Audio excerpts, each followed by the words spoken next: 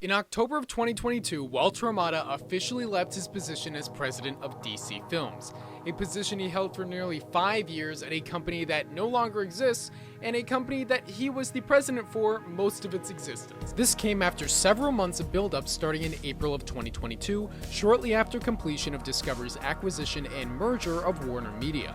Warner Bros. Discovery CEO David Zaslav announced they were exploring a restructuring of DC Entertainment, having one studio that produced all DC-related content rather than having a DC movie studio, a comic company, and having Warner Bros. Television producing DC TV shows with its other non-DC content. This included finding a Kevin Feige-like leader for the studio, which was a little bit of an awkward thing to say as Walter Hamada was running DC Films at the exact same time. In the summer of 2022, restructuring began with Michael DeLuca and Pam Abdy being made the new co-presidents of both Warner Bros. Pictures and New Line Cinema, replacing Warner Bros. Motion Picture Group president Toby Emmerich. It was announced that both DC Films and Warner Animation Group would report to DeLuca and Abdy temporarily, as the search for new leadership that would report directly to David Zaslav was ongoing.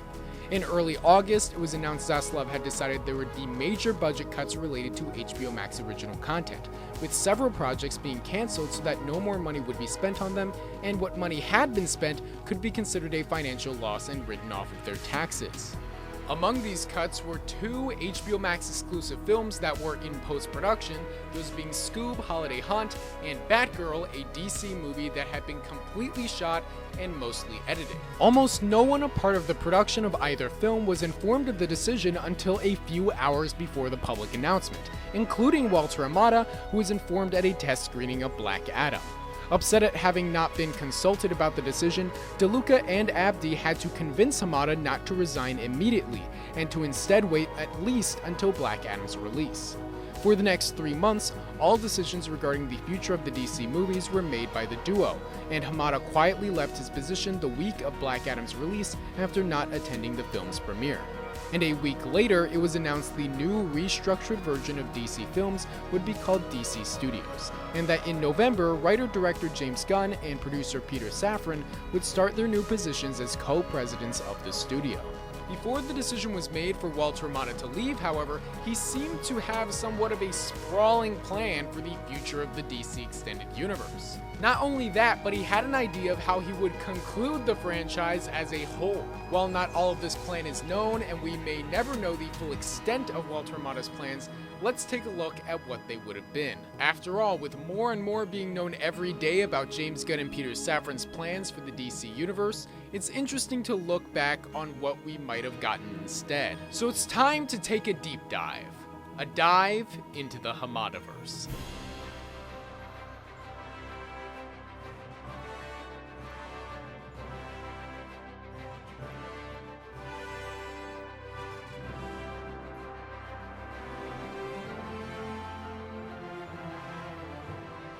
Our story begins in early 2016.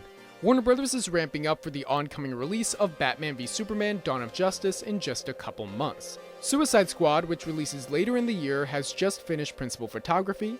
Wonder Woman, which releases the following year, is currently in production. Next year's Justice League Part 1 is in pre-production, and several other films are at various stages of development. Up until this point, the DC movies have been developed and produced as a part of Warner Bros. Pictures' slate of movies. However, there was a brain trust within Warner Bros. That mostly focused on the DC films. This brain trust included Zack Snyder, the director of Man of Steel, Batman v Superman, and the upcoming Justice League movies, as well as the producer or executive producer of the other films. Deborah Snyder, producer and wife of Zack Snyder, who produced his movies and executive produced the others. Producer Charles Roven, who produced all of the movies, DC Comics president Jeff Johns, who acted as a consultant and comics expert, and Warner Bros. Executive John Berg. But the plan was, following the release of BVS, to form a studio within Warner Bros. To focus specifically on the production of DC movies, in the same way Marvel Studios produced the Marvel movies. However, after the release of Batman v Superman was not as Warner Bros. Expected, the new studio had a different mission statement. In May of 2016, DC Films was officially created, with Jeff Johns and John Berg as the leaders. due to the fact BVS didn't make as much as Warner Brothers wanted and its critical reception was mixed, the objective of DC Films was to course correct both Suicide Squad and Justice League to match a tone closer to the Marvel Cinematic Universe. However, after both of these projects did not turn out well despite this attempt at course correction, it was decided in late 2017 that new leadership was necessary. In January of 2018, Walter Hamada was announced as the new president of DC Films. Hamada had very little DC experience before this, but he was an executive at New Line Cinema, which was co-producing Shazam, and apparently Toby Emmerich was very impressed with how he was handling the direction of that movie, the production of which was imminent. Before we continue, I feel it's important to go over what Walter Hamada was given when he became president of DC Films. The following is a list of films in various stages of production and development that were in the works when Walter Hamada became president, keeping in mind that some movies have development updates and cancellations and even projects that were never fully made public at all. After the failure of Justice League, the biggest question at Warner Brothers was whether they should continue with films that build on the first 5 movies in the DCEU or focus on standalone entries. Aquaman, which had already wrapped production by the time Hamada got the job, was a film that walked the boundaries between these two. While Jason Momoa's Arthur Curry previously appeared in Justice League, which sets up his character for the film, it's also a very standalone movie. On one end of the spectrum was Shazam, a film just about to enter production that would release in April of 2019. While it was intended to take place in the same universe as Man of Steel and Wonder Woman, and it planned to cross over later in the franchise, as a film it was completely standalone, featuring entirely new characters not seen in previous films.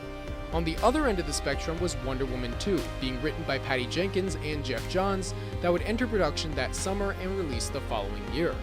This was the film most connected to previous films, but given the critical and financial success of the first Wonder Woman movie, and the fact the movie would take place in the 80s and therefore avoid the events of BVS and Justice League, Warner Brothers was happy to continue with the film.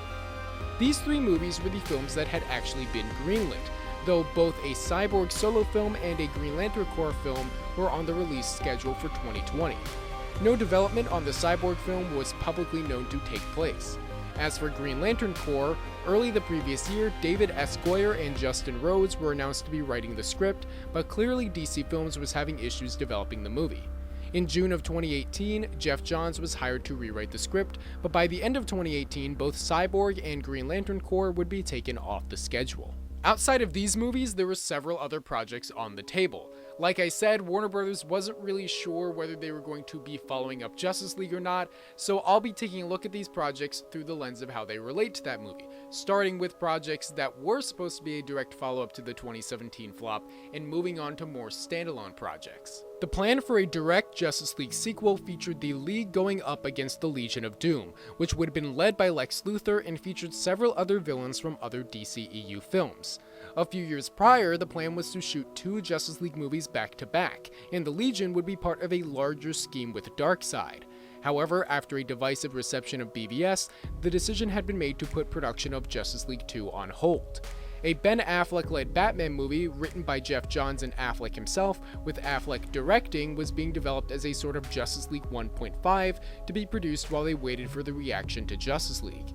After introducing Deathstroke in the post-credits scene of Justice League, he would act as the main villain of the Batman and would then be a part of the Legion of Doom in Justice League 2.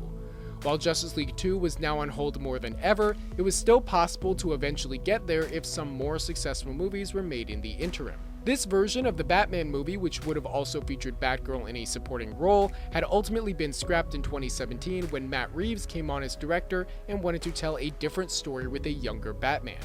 However, there were still solo movies for Deathstroke and Batgirl in development that were initially connected to the Batman movie, but now would just be part of the greater DC universe. The Batgirl film was going to be written and directed by Joss Whedon, who had put development on hold for most of 2017 to perform and direct rewrites for Justice League. However, likely due to a combination of creative differences and poor behavior on the set of the Justice League reshoots, Whedon would be announced as stepping away from Batgirl not long after Hamada took office.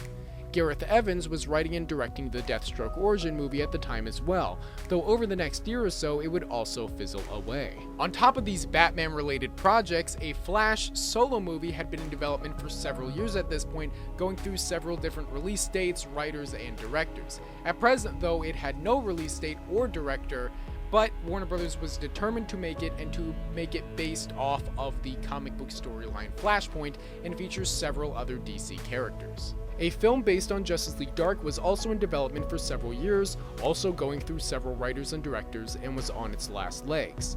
While Suicide Squad was a critical failure, it was a commercial success, leading to development of several follow-up projects. The furthest along was a direct sequel to be directed by Gavin O'Connor. On top of that, multiple spin-off films were in development, including a Gotham City Sirens film directed by original Suicide Squad director David Ayer and written by Geneva Robertson Dworet, as well as a Harley Quinn-led film featuring the Birds of Prey written by Christina Hodson, and a rom-com written by Glenn Ficarra and John Requa titled Harley Quinn vs. the Joker. Beyond these direct follow-ups, several more standalone movies were in development as well in the DC Extended Universe. These included a Booster Gold film written by Zack Stentz, a Lobo film written by Jason Fuchs, a Black Adam film written by Adam Sistikiel, and a Nightwing film written by Bill Dubuque and directed by Chris McKay. One of the more interesting projects was a Joker solo film being directed by Todd Phillips that would be written by Phillips and Scott Silver. However, this wouldn't feature the Joker played by Jared Leto in Suicide Squad, nor would it take place in the DCEU. It would be an Elseworld story with its own take on the Joker. An interesting idea that we'll have to get back to. Walter Hamada's first year as president of DC Films largely consisted of carrying out the production of the films that were already greenlit by the time he became president. However, after that, the plan was basically to see how they did and go from there. Fast forward to the latter half of 2019, and most of the projects that were going into production when Walter Hamada became the head of DC Films were coming to an end. Aquaman and Shazam had both been released to success, with sequels to both in development. Both projects also had spin-offs in development, with the already mentioned Black Adam film spinning off of Shazam, and a newly announced spin-off film featuring Black Manta in The Trench was in development to spin off of Aquaman. Likewise, the Wonder Woman sequel, Wonder Woman 1984, was undergoing reshoots, now planning to be released in the summer of 2020, with a sequel and a spin-off film, The Amazons, in early development. Gavin O'Connor's Suicide Squad sequel had fallen apart, with the studio deciding to go forward with the Harley Quinn-led Birds of Prey film that would be released in early 2020 and was also undergoing reshoots at the time, acting as a bit of a palate cleanser. James Gunn had now signed on to write and direct a Suicide Squad feature that was just entering production, though it would be a soft reboot called The Suicide Squad and would release in 2021. However, as these projects were being worked on, there was a shift going on within DC Films concerning their direction moving forward, with the decision being made to tap into the multiverse storytelling that was known for being present in the comics. Several sources claim Walter Hamada had little to do with the development of Joker, Todd Phillips' Elseworlds solo Joker movie. However, it seemed that Warner Bros. Was interested in producing the film for a lower budget, sort of award season baited movie with a DC twist. It was helped by the critical failure of the first Suicide Squad, leading to a general lack of plans at DC Films to use Jared Leto's version of the Joker. However, while Walter Hamada didn't really understand the project, Warner Bros. Went forward with greenlighting it, and were impressed with the results to the point of now being very on board with making DC content outside of the DCEU. 2 years prior, they were going all in on a shared universe. But as standalone content within a multiverse of DC movies continued to be more successful, they were much more open to the idea of exploring movies outside of the shared cinematic continuity. Matt Reeves' Batman movie, The Batman, was originally set to take place in the DCEU, but it would feature a younger Batman played by someone other than Ben Affleck, making it a prequel like the Wonder Woman movies. As development continued, it became clear that the story worked best outside of a shared universe, and so the movie became independent of the other films. And as The Joker released and became one of the most critically and financially successful DC movies of all time, Walter Hamada's strategy shifted. The Flash, which had been in development hell for several years at this point, was always going to be based on the Flashpoint comic, either loosely or directly. While the original comic used the multiverse as a way to reboot DC's continuity, Hamada saw it as a good opportunity to introduce a multiversal concept to the audience. Teaming director Andy Muschietti, who Hamada had previously worked with on It at New Line, with Christina Hodson, an accomplished screenwriter who had written the script for Birds of Prey and had been developing the Batgirl film since Joss Whedon ended his development, Hamada essentially started from scratch with The Flash, which would act as the film to establish a new direction for the DCEU and the DC multiverse as a whole. In 2020, another huge part of the future of DC was revealed when several new DC TV shows were announced as being in development for HBO Max that would tie directly into the live-action movies. While there had been several standalone DC series announced for HBO Max, in July of 2020 it was announced that a series based on the Gotham City Police Department was announced to be in development with a series order, tying directly into Matt Reeves' The Batman. Then in September, another show was announced with a series order, this time tying into the DCEU, that being Peacemaker, a spin-off of The Suicide Squad. In a December 2020 interview, Walter Hamada said that doing DC shows in the DC Extended Universe for HBO Max was a top priority, and that they were essentially looking at each upcoming film to see what show could be spun off for HBO Max. On top of that, it was announced they would be developing lower budget movies to be produced exclusively for the service, and that their ultimate plan was to release 6 movies a year, 4 theatrically and 2 on HBO Max, alongside several series. Specifically, Batgirl and the newly announced Static Shock movie were named as prime candidates for the HBO Max service. In 2021, the roster of HBO Max projects relating to DC movies continued to grow. In February, a month after cameras began rolling on Season 1 of Peacemaker, it was announced that a series based on John Constantine was in development. Nearly a year prior, it had been announced a Justice League Dark TV series was in development for HBO Max, though no connection to the DCEU was stated. It was now the case that several solo series would be produced, leading to a Justice League Dark series as a team-up, similar to the Marvel Netflix Defenders series, and that the whole thing would take place in the DCEU.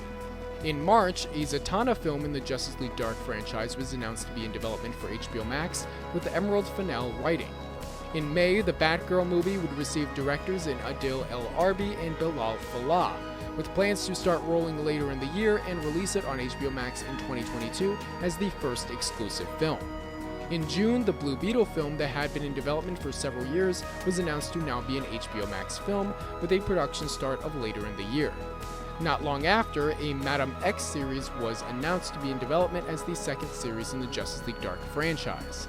In August, another HBO Max film was announced in development, with Misha Green writing a Black Canary film spinning off of Birds of Prey. Wrapping up the year, in November it was revealed another series spinning off of The Batman was in development, this time focusing on Colin Farrell's version of the Penguin. Another important piece of the puzzle was announced in February of 2021 when Ta-Nehisi Coates was revealed to be writing a Superman movie featuring a black Clark Kent, which wouldn't be set in the DCEU. This further emphasized the Elseworlds nature of much of DC's cinematic landscape going forward. According to reports, Toby Emmerich decided in 2018 that Henry Cavill would not return as Superman again. Earlier in the year, discussions fell through to have Cavill reprise his role in a Shazam cameo, with reports conflicting on how much of it was due to scheduling conflicts and how much of it was due to unwillingness by either Warner Brothers or Cavill and his representatives. Apparently, this ultimately led to a breakdown in discussions over Cavill reprising his role in future projects. I'm not sure how much of this is true, but it's pretty clear over the past several years, some person or people at Warner Brothers were actively preventing Henry Cavill from returning. Whether or not Walter Hamada wanted Cavill back, his plan for the future was without him. Well, except for one thing, but we'll get back to that. As you may guess based off of everything I've said thus far, The Flash was really meant to be the catalyst for this new version of the DCEU.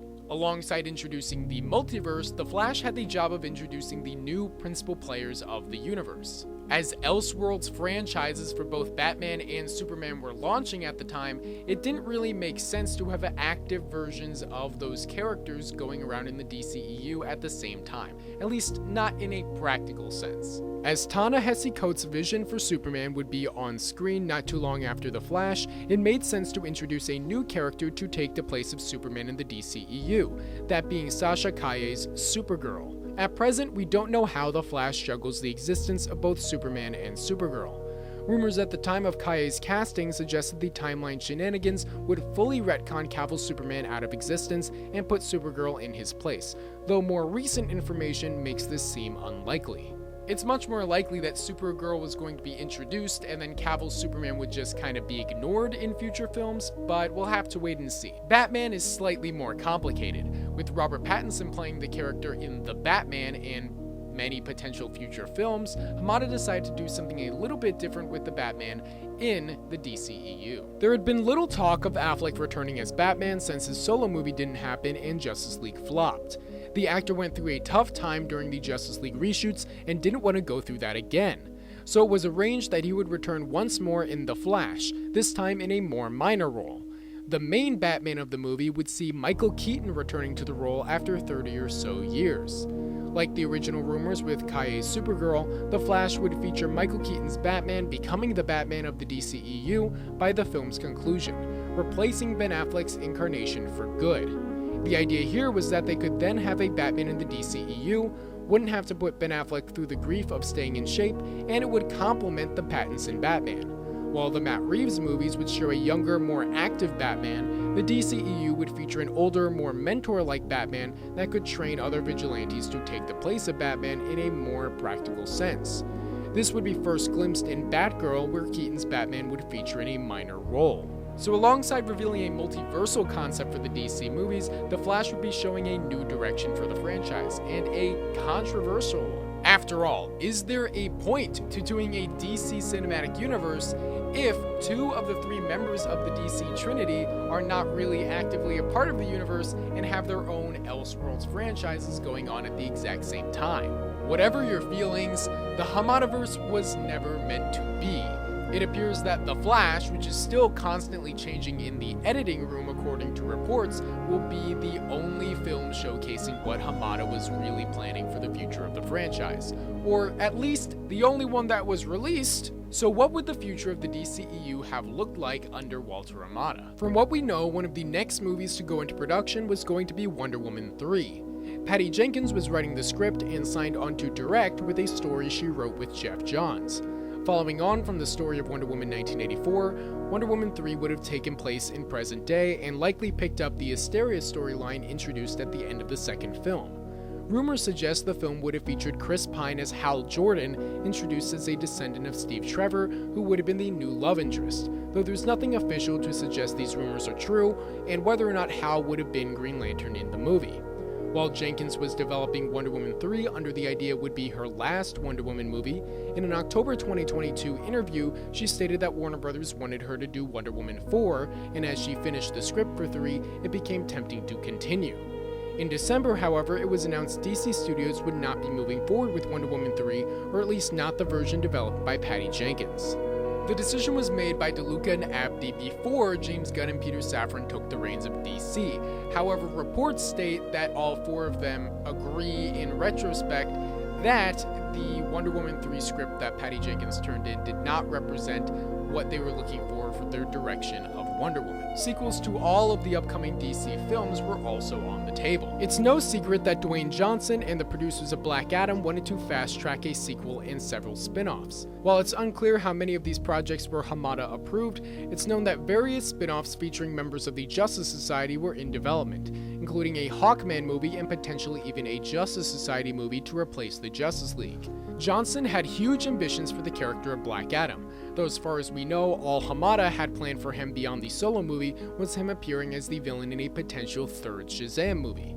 With Hamada having high hopes for The Flash, he enlisted David Leslie Johnson McGoldrick, writer of the Aquaman movies, to write the script for a sequel, which was finished before Hamada even left office almost a year before the release of the first film. It's unknown what the script entailed, mainly because it's still on the table as a potential film as of the making of this video, so details have not been released.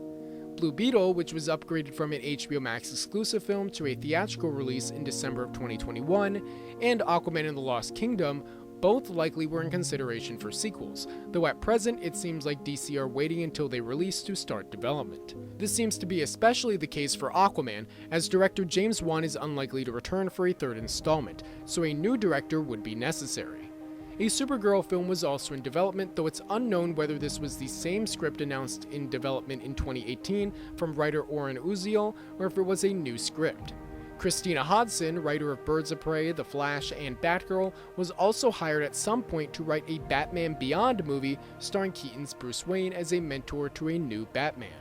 Now let's talk about the HBO Max side of things. Jason Kilar, who was the head of Warner Media from 2020 until the merger in 2022, was pushing HBO Max hard. It was his decision to release all theatrical movies simultaneously on HBO Max in 2021, and he advocated for getting as much exclusive content on HBO Max as possible.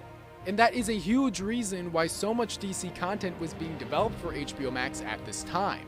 But the new leadership coming in from Discovery do not share these same values. They've decided instead to focus much more on theatrical releases and to slash spending on HBO Max, and Batgirl was far from the only DC casualty. In the spring of 2022, a Wonder Twins movie written and directed by Black Adam writer Adam Sistikiel was being fast-tracked to enter production in June to be the second HBO Max exclusive DC movie. However, in May, just a month after the merger and weeks before production would begin, the film was cancelled. This would be the omen that would lead to everything after. Since then, all of the Justice League Dark series and movies are no longer in development at HBO Max. While there is potential for these projects to be picked up elsewhere, this seems unlikely. This also means the John Constantine series, which was set to begin production in early 2023, has been put on hold. The only one of the HBO Max DC movies left standing was Black Canary, which Misha Green confirmed in August 2022 was still in development. But at this rate, things at HBO Max are constantly in flux, so I wouldn't count on that movie being made. The GCPD series has been dropped in favor of starting production of The Penguin in 2023 and developing an Arkham Asylum series in the universe of the Batman. Aside from The Penguin and Peacemaker Season 2, there are no live-action series based on the DC movies ordered for HBO Max, with the Arkham series and an Amanda Waller series being the only other shows in development at the moment. So we've gone from this time where there was supposed to be dozens of movies and shows going on HBO Max at once, to no movies and a couple of shows. But what was Walter Hamada's plan long term?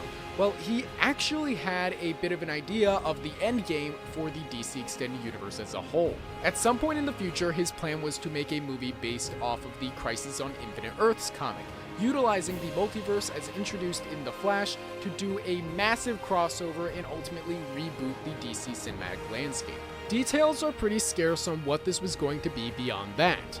We know he wanted Henry Cavill to suit up one more time as Superman for the film, but that's about it. Would it have been 5 years down the line? 10? 15? Would it have ended the Matt Reeves and Ta-Nehisi Coates franchises in favor of having new versions of Batman and Superman in this new universe? Would it have consolidated those versions of those characters into one universe? Was Hamada planning on overseeing this new cohesive cinematic universe himself, or was he planning on stepping down and letting someone else be the architect of this unified world? We just don't know. But either way, it seems Hamada's strategy actually barely changed from when he started. Perhaps the biggest problem of the DCEU is how inconsistently successful it is.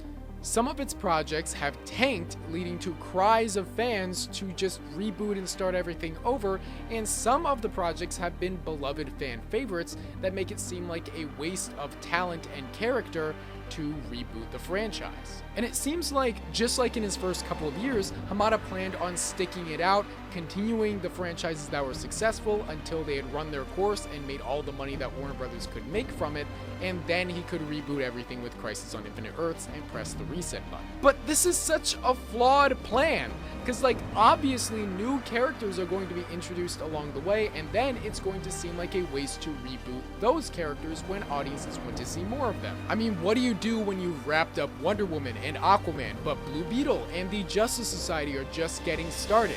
Would the goalposts have been moved? Would they have rebooted anyway? And if they would reboot anyway, does that make it worth it to wait to reboot rather than just to reboot now? I kind of feel bad for Walter Hamada because he was trying to please a lot of people. And despite all the craziness surrounding The Flash, there does seem to be a possibility that it's going to be a successful movie that is critically well received. And if it had been released and successful while Hamada was still in charge, maybe he would be seen as this great architect of the DC universe like Kevin Feige is for Marvel. But now it just kind of seems like an awkward finale to a transitionary phase in the DC cinematic landscape, when from the beginning it was supposed to be the starting point of something greater. But at the same time, it is a little bit hard to feel bad for him when his era as head of DC was so mixed, and it seems like James Gunn and Peter Safran in many ways are more qualified to run a DC cinematic universe than him, because he didn't have any experience doing DC content before being head of DC Films. But what do you think? Would this have been something you would have been interested in seeing, or are you more confident in James Gunn and Peter Safran's abilities to continue the DC franchise? Let me know down below, and don't forget to subscribe.